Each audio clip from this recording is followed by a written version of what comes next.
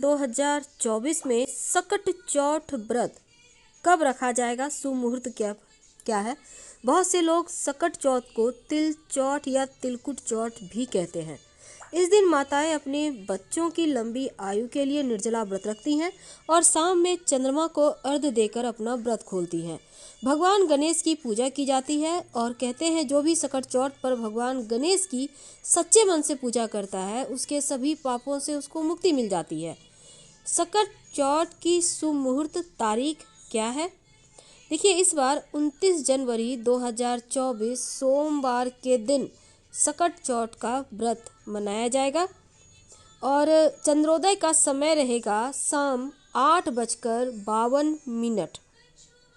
चतुर्थी तिथि का प्रारंभ होगा 29 जनवरी 2024 को सुबह 6:10 पर और चतुर्थी तिथि का समापन होगा 30 जनवरी 2024 को सुबह 8:54 पर।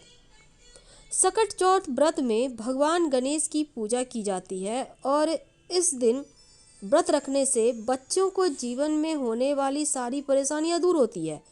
भगवान गणेश को इस दिन तिल, गुड़ और गन्ना का भोग चढ़ाया जाता है। गणेश जी के अलावा भगवान शिव, माँ पार्वती, चंद्रदेव और कार्तिकेय जी की भी पूजा की जाती है।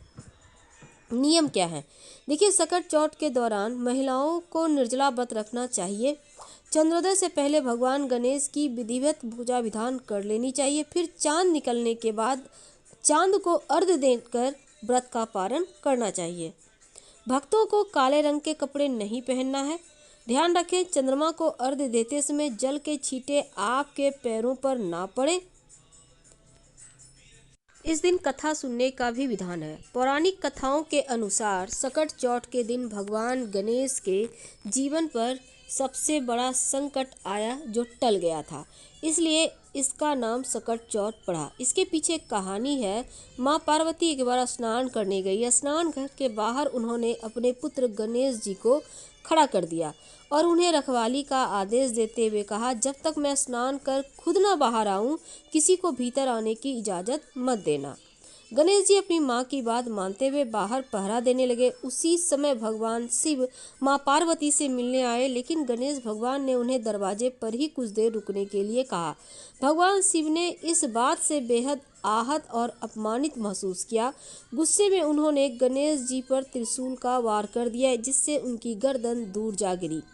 स्नान घर के बाहर शोरगुल सुनकर जब माता पार्वती बाहर आईं तो देखा गणेश जी की गर्दन कटी हुई है। ये देखकर वो रोने लगी और शिवजी से कहा कि गणेश जी के प्राण फिर से वापस कर दें। इस पर शिवजी ने एक हाथी का सिर लेकर गणेश जी को लगा दिया। इस तरह से गणेश भगवान को दूसरा जीवन मिला।